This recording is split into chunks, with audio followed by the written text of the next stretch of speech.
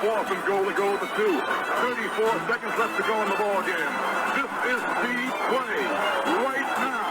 Takes the snap. Targeted goes in. Targeted all alone. And the quarterback keeps.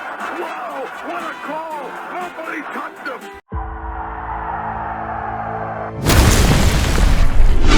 Here is Jeff, the host of the Gridiron.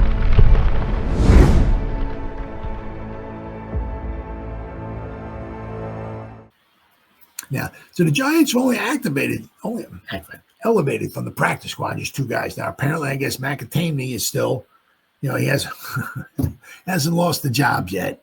Okay. Younghoe Koo is still on the practice squad. Okay. Now, I don't know if it's a weekly competition between the 2 of them. They're going at it, but Jude did what he was supposed to do last week. That could be also going to be good and interesting to say once again. Gano, for the 3rd season in a row, he's injured. What are we going to do with the guy after the season's over? Right? We got Hey Jude right on the practice squad. Can he be our full-time kicker going forward? Right? So we'll have to wait and see. But the Giants didn't elevate Turbo. Okay, and like little Jordan, who's not so little, I thought we would have elevated him, but nope. So, all right. So we got the Giants. Let's see. Elevate a place kicker and a linebacker for Sunday's game versus the Saints. Jude McAtamney again gets the call as the team's place kicker. Giants are elevating place kicker Jude McAtamney and linebacker Neville Hewitt from their practice squad for Sunday's game against the Saints. This is the 2nd straight week they elevated McAtamney, who made 2 short field goals and an extra point last week in place of injured kicker Graham Gano, who was on the IR. Giants also have veteran place kicker Younghoe Koo on their practice squad. This is the 3rd and final elevation for Hewitt. They do it again, right? They have to sign him to the 53. The Giants will have to add him to the 53-man roster after this week if they want to have him available on game days. Giants are not elevating wide receiver Lil Jordan Humphrey from their practice squad or signing him to the 53-man roster.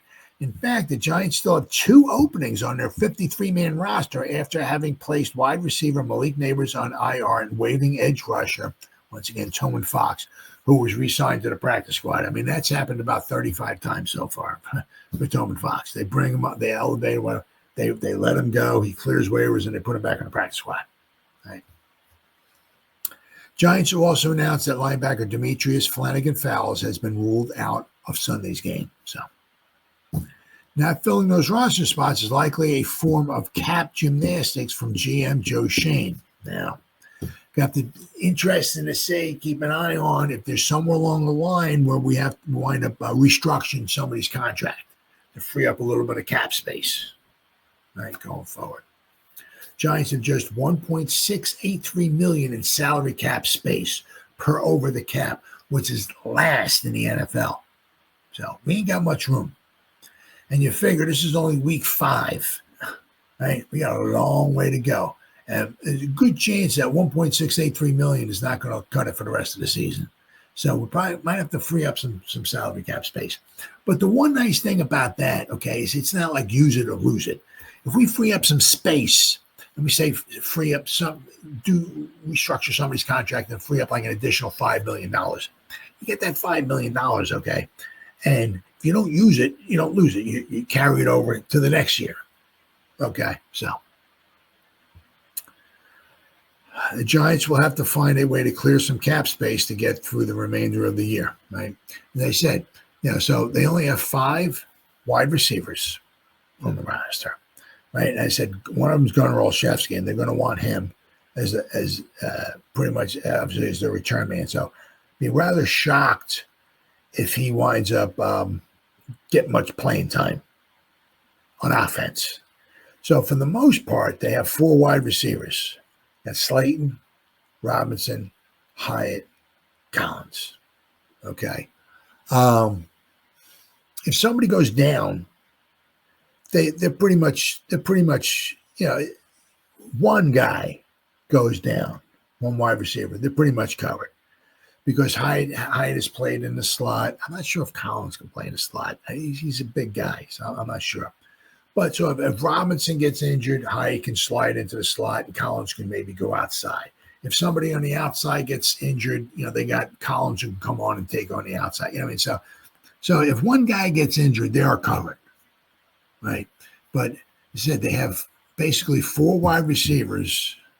And really look at it. They have 2 wide receivers who have had production in the NFL.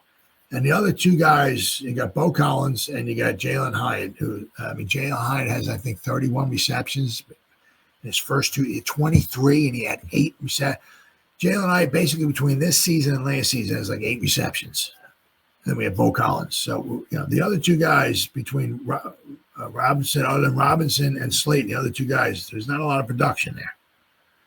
Okay, so, and as I said, we did not elevate another running back. So we're going to go into this game with 2 running backs. Right. Now, we've had Theo Johnson in the backfield, so it's like a fullback or something like that, right? But as far as just a running back, we only got 2 guys in the backfield. So hopefully Tyrone Tracy, right? Because I said we still got 2 roster spots, right? But hopefully Tracy might be back next week. Now, we can put him on the 46, right? Whatever it is, 46, 47, that we dress on Sundays. And, he can maybe go in there for a series or so and test out his shoulder and see how he's doing, right? So maybe next weekend we'll see Tracy again. But it's just only having 2 running backs. It's a little bit scary, but it is what it is, right?